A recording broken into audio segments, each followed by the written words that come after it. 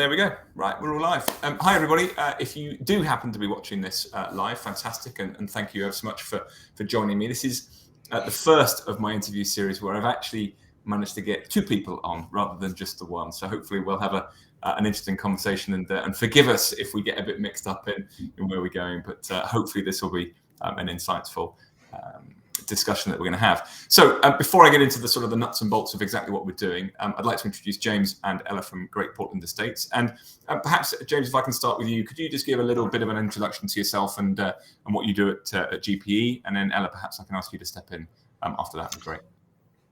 So I'm James Pellat. I'm Director of Innovation at GPE. It's my role to set our innovation strategy and to make sure that we continue to implement it. Cool. Ella.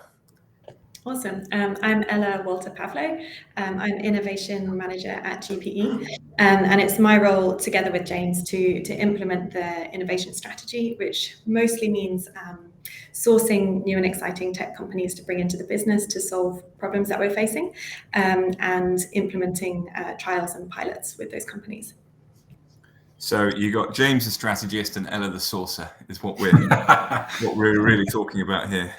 I don't think that's not. I think Ella's slightly underselling herself there, because she definitely helps me with the strategy and yeah. I think so too. Well, actually, but with that in mind, I mean, let's be frank. We're sort of shoehorning this discussion in because a little bit later today, you guys are at an award ceremony, if I'm not wrong. Do you want to just tell people what you're up for in which awards? Because I think that's a pretty big thing. In the UK, the EG, mostly led by the wonderful Emily, have been shouting about tech for a good 5 or 6 years, and being really supportive in our environment. And as such, we view them as a very serious award that we want to take part in and take our submissions very seriously. So it's the EG is Tech Awards. They're in person, and we're up for 4 awards. We're up for the one that I really want to win, which is the most innovative business. And then we're also up for innovative building, which is a proof of concept that we've got going at in Soho. And then Ella's up for Rising Star Award, which is definitely deserved. And I'm up for Bridging the Gap. And I wish you both all the best. So let's crack on, because otherwise I don't want to miss, and I also wouldn't want to mess with Emily either to make it a terrible thing to do. So look, for those of you who perhaps are joining for the first time and haven't seen one of these interviews before, really this is my ambition, I suppose, to try and correct the narrative of really what I'm seeing within this sort of space around innovation technology within the built environment, where a lot of people are driving a technology narrative. And actually, I believe it's somewhat different now. And really, we've got to have grown-up conversations with grown-up businesses doing grown-up things around their own transformation strategies, which really are addressing culture, innovation, and change management at the very heart of the real estate industry. And the way to do that is really to learn from others and to make sure that we get broad voices talking about these broad topics from all around the world. Because I also believe that the real estate industry can operate in silos quite a lot, and especially geographical silos where we're not really hearing stories from enough people about this sort of thing. So this is an interview series which is recorded live. So if you're watching this on Twitter or LinkedIn, by all means do pop some questions in, which I might be able to come back to at the end and do it. But this is very structured. There's no real sort of ebb and flow of this. I've actually got 3 different sections. The first one being a little bit of role play. Role play? I don't mean role play. I mean word play. Where am I going with that? A little bit of word play even.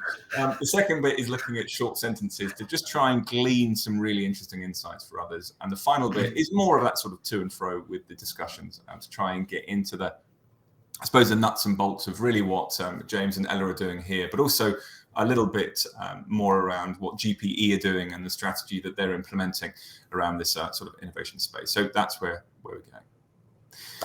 So the uniqueness of this round, which is the wordplay game, is the fact that we've got 2 people here, and ideally, it'd be nice if they weren't all together. So I'm going to split this up. We're going to have 10 words, of which I'm going to ask them to come back with a word that they sort of signifies that that word for them as well. So I'm going to go ladies first on this. So James, I'm going to banish you from the room here for a second, and Ella, you're gonna stay.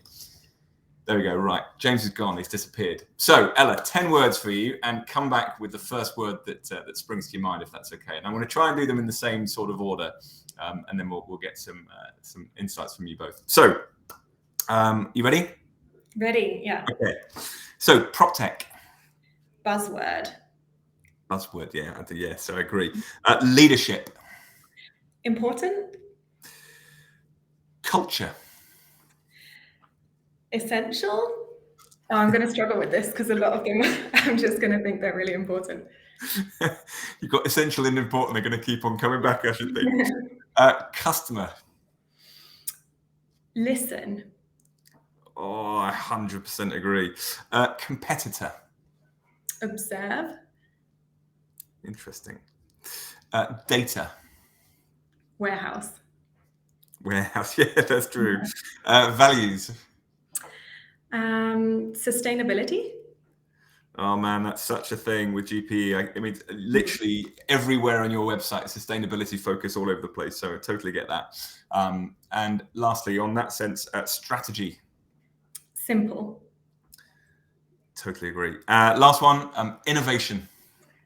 Change. 100%. Right, I'm banishing you from the room. I'm going to bring James back. Here we go, James. Right, you ready? Yeah. Cool. So let's go in the same order to see where you are with all of this. So prop tech. Misleading. Leadership. Essential. Oh, right. Okay. Culture.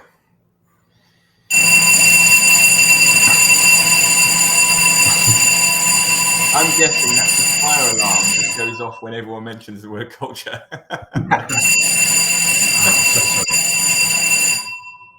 This is. There we go. It's not the lunch bell, though. No, this could be real. I'm so sorry. No, man, that's fine. Put it on mute for me for a second, and then we can just see what's happening. Now, if it's real, I'm going to bring Ella back in here as well, and then let's just see. So, is it still going? So you guys have got a dash.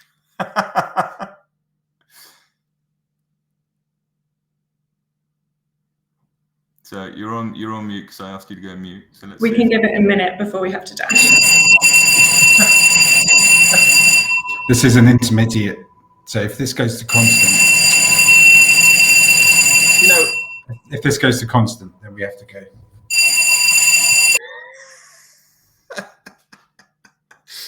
I have never before been on a live broadcast which has been interrupted by a fire alarm. My actual thought is this could be Emily from EG who's saying, you guys need to get out right now. Yeah. No, we're right, back on. You're still here. Yeah. Okay, cool. Yeah. Right, I'm banishing you now, Ella, and we're hopefully Emily hasn't got in the way. So we're good. Right, let's just start that again. So, James, you started with prop tech was misleading, which is really interesting. Leadership essential. Culture was what we got to. Useful. Customer. Critical. They can be, and that is an important. No, I mean lifeblood then. Yeah, I think they're both interwoven, really, aren't they? Because you have to have that constructive sort of criticism to come back as an organisation, and they are. They are an essential and lifeblood area. Competitor. Relevant. Data. Lifeblood. And that really is true, right? And I think the industry is slowly waking up to that fact. Values. Integrity. Yeah, totally. 100%. Last two, strategy.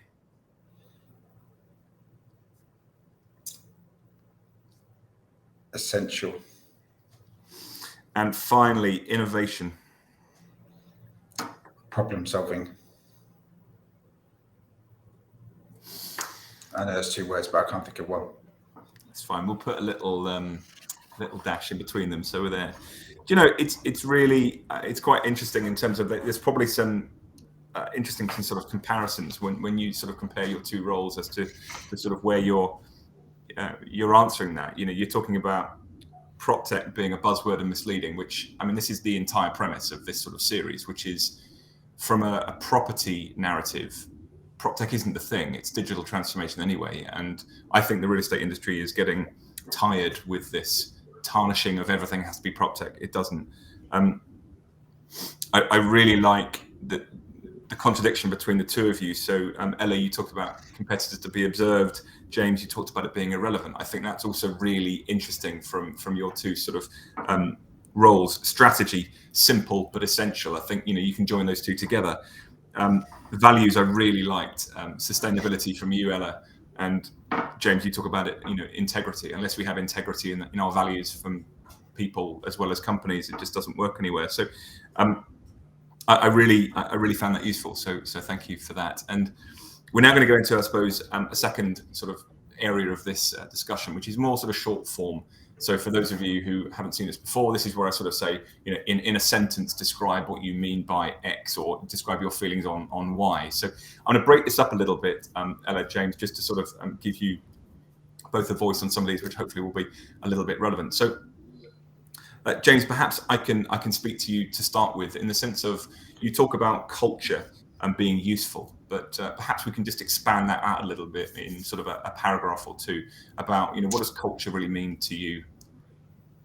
I think it was the thing that attracted me to GPE in the first place. So a collegiate, collaborative culture was here from the beginning, and it's there from leadership. It makes my life immensely easier. And Ella, sort of taking that on a little bit more of a sort of a stage for you, perhaps, given your role in the innovation space within GPE, when it comes to, you know, we use the term prop tech as being a buzzword and misleading, and really this is about digital transformation. What does digital transformation mean to you? I think digital transformation always has to be about problem solving. We really don't want to be implementing technology or digital tools for the sake of it, and, you know, changing processes for the sake of it, because there's a lot of you know, adaptation needed for teams to take on new technology. So it has to be the benefits and the problem that it has to solve has to be real, and has to be something that you know, the team that's having a new technology you know, coming into their world, it has to be something that they're asking for or wanting to be solved. So sort of really understanding the problems first before going on the journey is the key takeaway in that sense. Is that fair to say? Yeah, absolutely. Okay, so with that in mind, James, perhaps going to you in terms of, if we've got leaders or future leaders who are looking at this, you know, what one tip would you give these people if they're about to embark on their digital transformation journey? Know your problems, identify your problems, and then it's a lot easier to set a strategy to help solve them, because it may not be a digital requirement to change it. Yeah. And so that's a really good point, because I think a lot of people feel that it's always going to be, and actually I think that the aspect of digital transformation, it's a mentality shift as much as a technology shift, and it may not need the technology involved. Yeah. So could I just expand on that a little bit in terms of trying to understand those problems in the first place? How did you and perhaps GPE more broadly go about that journey? So a couple of years ago, I realized that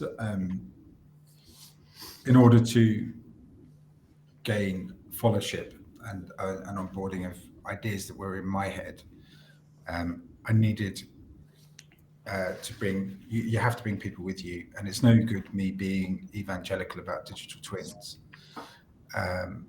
if actually what you're trying to solve with the digital twin is to optimize energy performance to meet sustainability goals.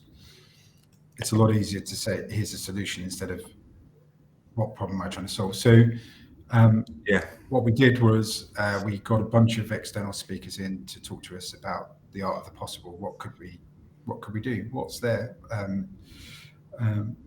What things might we want to look at? That gave us a whole range of ideas that we could consider. We evaluated them.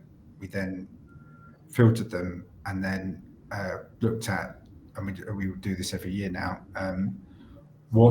How easy is the tech to implement, and what's the business impact? And you need to look at it within a near-term, medium-term, and long-term range. So there'll be things that we have to look at in the near term, but don't forget the things that are in the medium to long term as well, because Amara's law is very real. So you overestimate what will happen in 2 and underestimate what will happen in 7. So you've got to think about things like smart contracts and blockchain.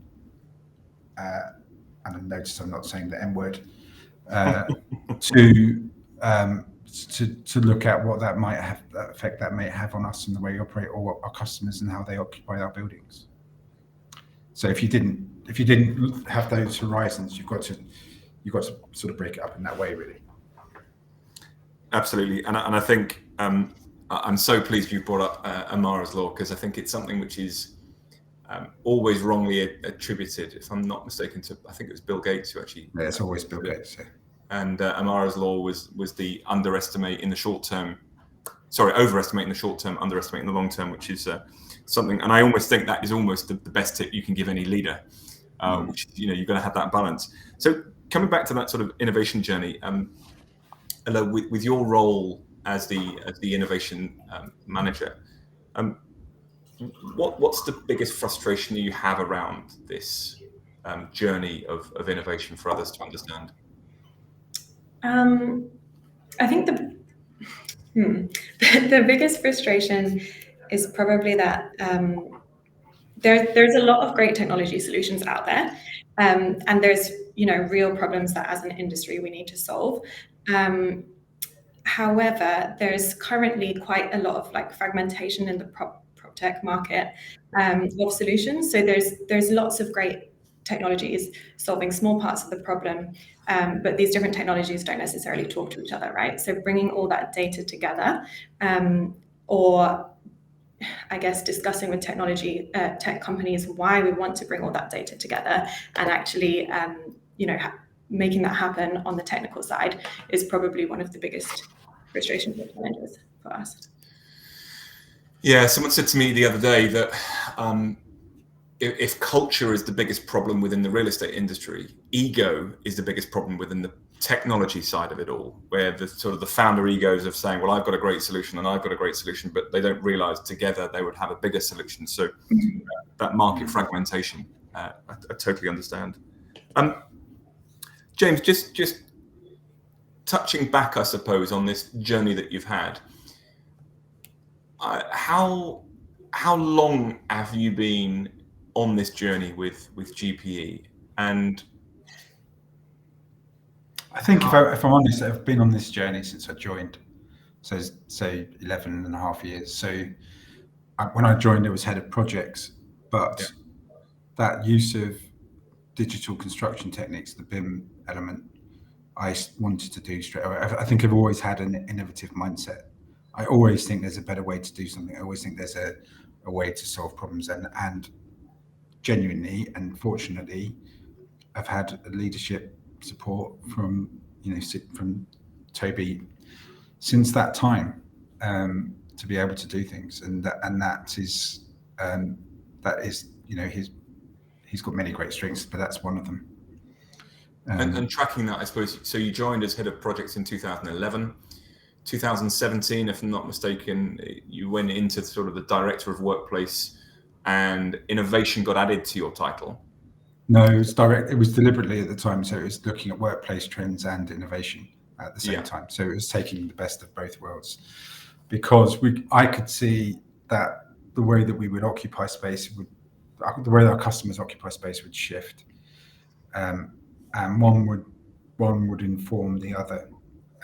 So wherever you are on your flex journey, your tech journey, they were all coming together in a sort of Venn diagram in the middle.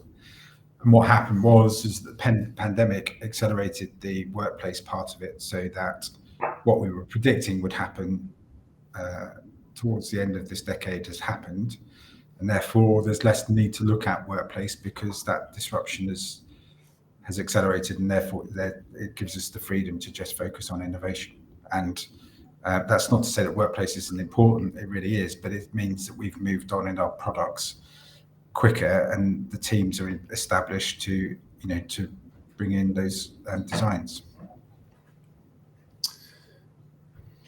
In a couple of questions ago, you started, or actually you said, James, that you have an innovation mindset, and you mentioned Toby, who is the CEO, if I'm not mistaken, of Great Portland Estates, GPE.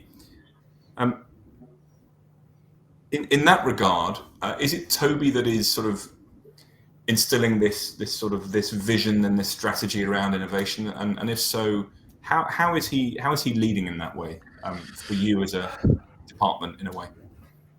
So Toby's always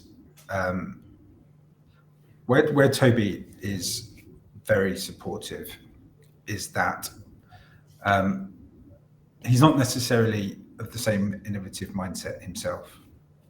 That's not always the case. But doesn't mean he's got many talents. Where Toby's very useful is pushing us to distill down to problems.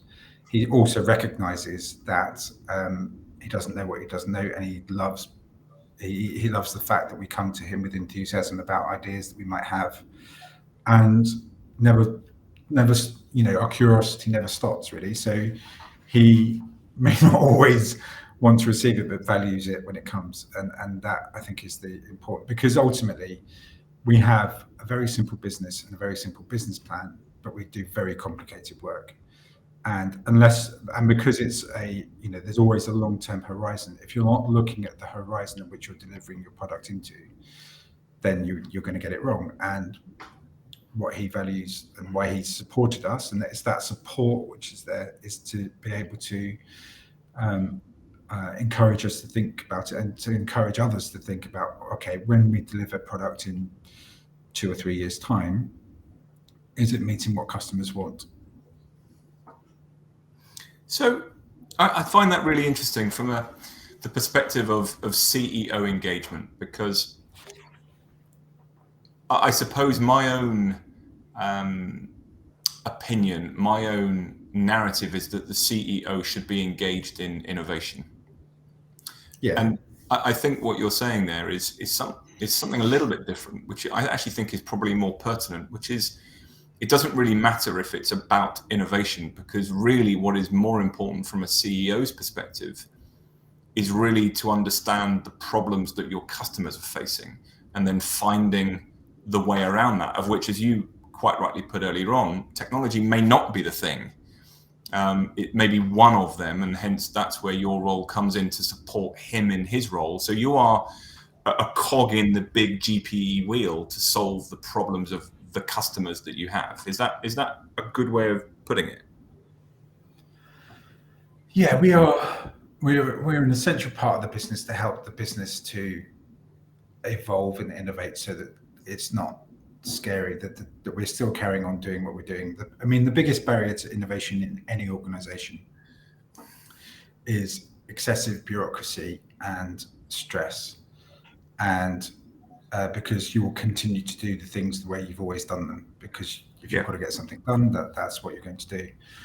I think what Ella and I do is we facilitate, and we've learned to do it successfully, is to, by defining the problem, sourcing the available technology, carrying out a limited trial, accepting failure, setting parameters, and it's okay to fail, and understand that we don't necessarily want to carry on with something if it doesn't work for us, is that we're managing that expectation, and we're taking away the fear, if you like. We're not delegated. Innovation isn't delegated to us. You can't delegate it. And we know there are, because we have the 30 innovation champions across the business. There are people who want to improve as well. So there is a culture that people want to deliver better, want to improve what they're doing, get better at what they're doing, and there's a culture which accepts and understands that. And all we're doing is we're helping them. We're nudging those things going along so that ultimately they are there to receive them, and it becomes business as usual for them. And in the meantime, we're also looking at the start of the hopper again about things that are coming along. So it's a constant process of managing from discovery, source, trial, adopt, roll out, and that scaling and things working across the portfolio. And that's our journey, and we'll continually work on those journeys, and we'll review them regularly and make sure that we're relevant and updating stuff. Yeah, I think building on that as well, and to go back to your question, James, around the amount of involvement that the CEO has in innovation, I think we are in a very privileged position that we do have obviously a dedicated team as well. So therefore, maybe the CEO doesn't have to be as involved. Whereas, it's quite amazing that we've got James as a director level position in innovation, which not all companies might have, right? So I think if you don't have that other leadership role specializing in innovation, you probably need more involvement from the CEO. But in our case, we have a slightly different balance and a different structure. Yeah, and that's a very good point, because I think a lot of what we're finding in the real estate industry is they haven't got a James and they haven't got an Ella in particular. They might have one of you, they might have none. And as a consequence, it is harder. But I would suggest that they are probably companies who are either early in that journey, or they're only really now discovering that they need these sorts of positions to prop up these roles that they have. But I hope you're the right person to ask this in that sense. But given that innovation journey that you're on, and I know we've talked a lot about understanding the problems first as the focus, but what are your priorities when it comes to that innovation journey that you have at GPE? Have you got a sort of a roadmap there which is mapped out that everybody can see? How does that all operate? Yeah, absolutely. So James was mentioning earlier about how we source the problem statements, and we source that from across the business, both from the leadership level and also from the working level as well. So as you might expect, when we're asking people what problems do you have, we get a lot of responses, right? So there's lots of different projects that come up on our list. Some are really big infrastructure projects for the whole company, and some are smaller, very well-defined kind of pieces that people need help with. So as James mentioned, we go through and we prioritize. So for example, this year we have 7 different priorities for the year, and we try to make sure that they're at different stages of our innovation life cycle. So we have some in the discovery phase where we're researching upcoming disruptors. We have some that we're looking at sourcing, some that we're trialing, and some that we're adopting. But this year we have a heavy focus on customer experience related technology, and also on sustainability related technology and smart buildings. Perfect. And I think that there's an extension of that question to bring back to something that you mentioned earlier on, James, which was obviously you've been at this a long time. And you actually use the term failing, and I think there's a lot of you almost see a wince in people when they talk about failure, which I actually think is it doesn't really help everybody, but it may also be the wrong word, because I always look at it as being learning rather than failing, because when you screw it up, you learn an awful lot and probably learn more. What sort of experience have you had in that area, and what have you learned going through that failure cycle, which is obviously inevitable when you are a fast-moving, innovative company like GPE?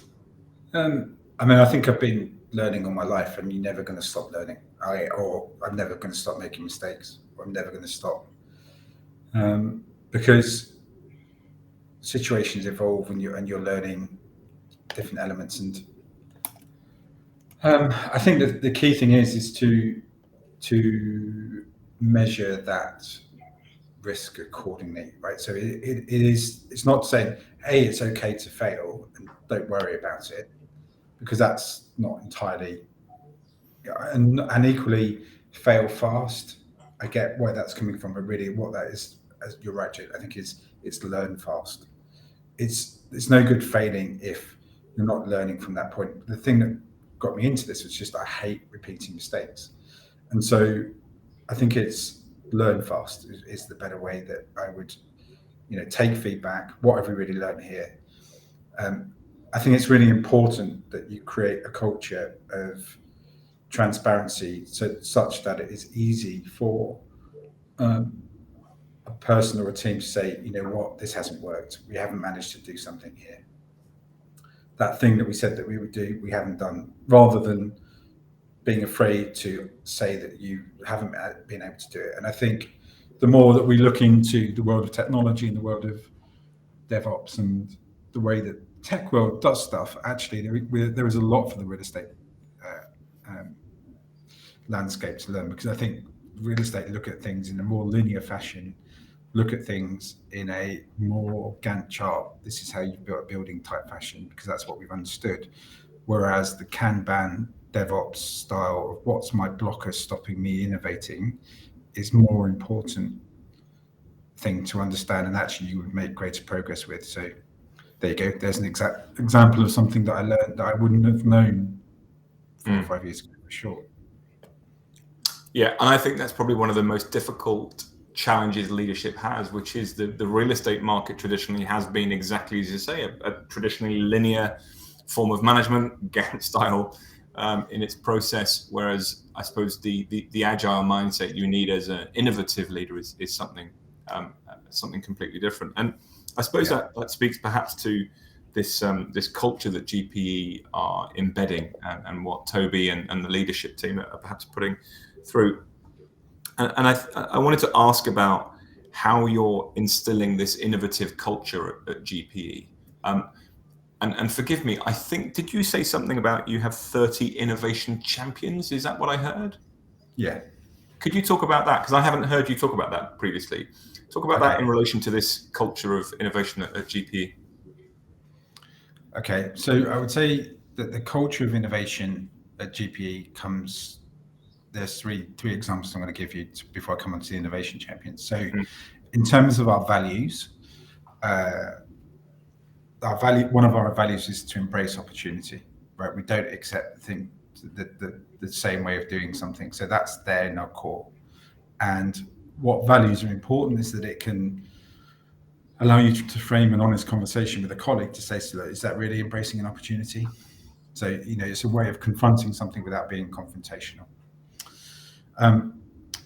It is, so driving innovation is also a brand pillar. So it is it's a key part of our brand.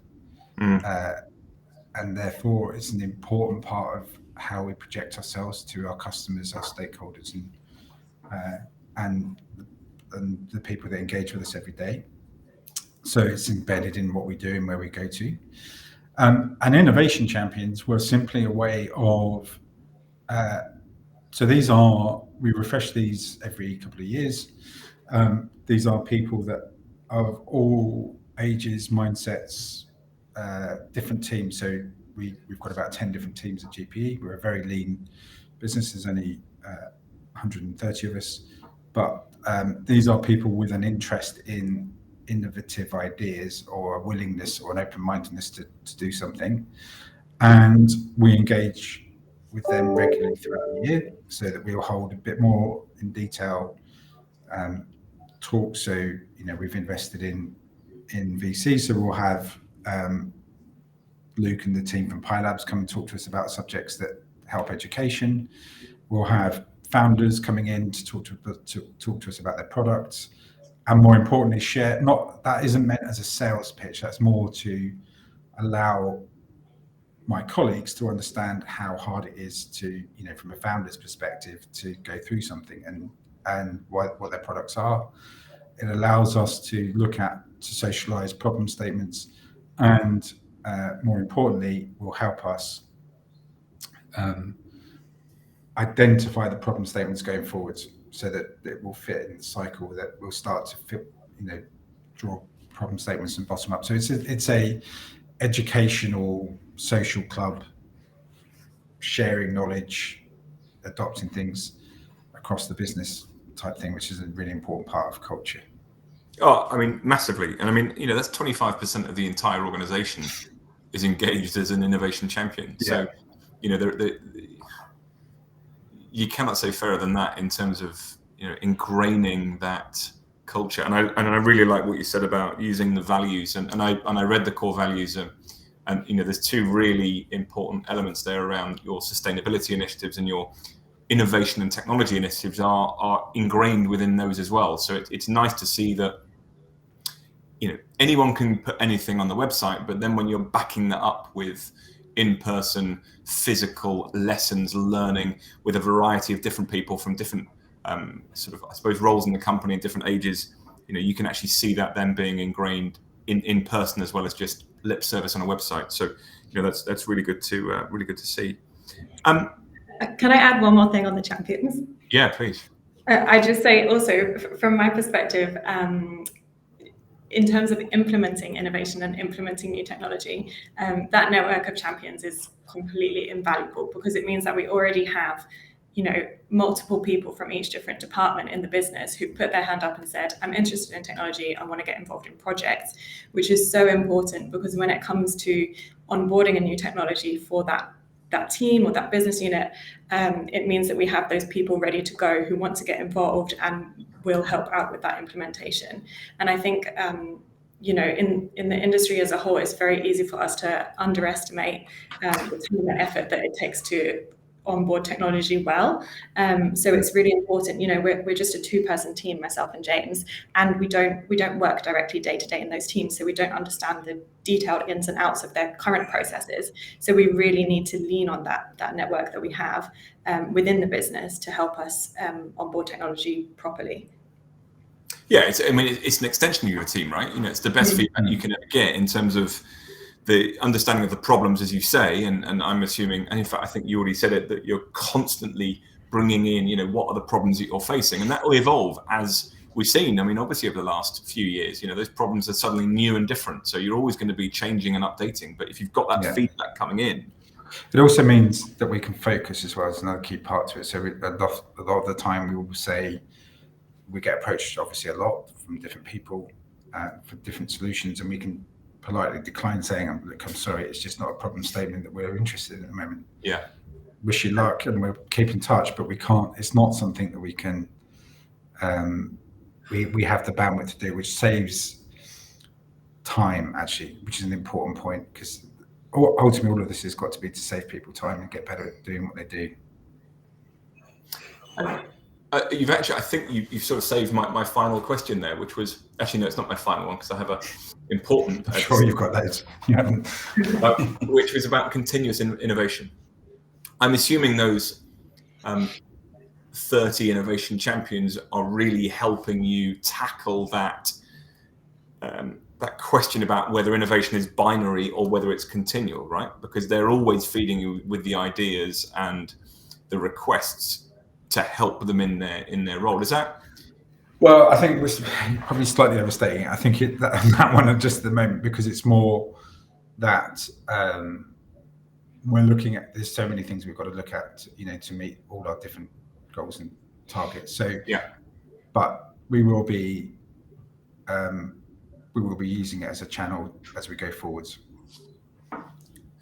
Cool. 2 questions remain. I'm going to ask you each for this to finish. If you had to recommend a book to another leader to read, could be about innovation, could be about anything, what would you recommend? Should I go first? I'd go for Rethinking Real Estate by Dror Poleg. I think that's a really good book because it's about innovation in real estate and the future of real estate, but it's not so tech focused that it's inaccessible for non-tech and innovation people. So I think it's like the perfect book actually for our innovation champions, people who have an interest in it and just want to learn more about the possibilities and get excited about the future. And written pre-COVID. Yes. But remarkably still relevant as well. It's just sort of accelerated everything you recommended. James, what about you? I would go for Lead and Disrupt by Charles Riley and Michael Tushman, because it's, well, as it says it's on the tin, it's to solve the innovator's dilemma. So it is a big, I think the two books actually would be very good, because it's really showing how examples of other organizations, how short they last and how they've got disrupted, and what happens if you don't look at something, and how to bring culture in. And so I think it's as ever, I always value Ella's input because she gives me a different perspective, but I think those two things together are a really good solution. Absolutely, and you've got one which is real estate focused and one which is more broad, so that works together. And then my final question, obviously this is the first series of this and I'm doing 10 interviews. If I was to do another one in September, who should I be interviewing to talk about their own innovation in the real estate sector journey? Love your recommendations. I would go, I think the person I admire the most in terms of leadership when you've gone to is Julian Carey at Industrials REIT, because he's cracked the data piece more than anyone. Great, I didn't think about that. And Ella, anyone from you? Yeah, I'm not sure if you're already interviewing him actually, but Anthony from Goodman, the head of innovation for Asia, another industrial example actually, but yeah, he has some interesting perspectives on implementing innovation in a big organization with a really, really small team. So fantastic. And he's is he Hong Kong or Singapore? I can't remember. Hong Kong. Hong Kong. Cool. I shall reach out. Well, look, genuinely, thank you to you both for joining me for this sort of 35-40 minute discussion, and absolutely good luck today in your EG Awards.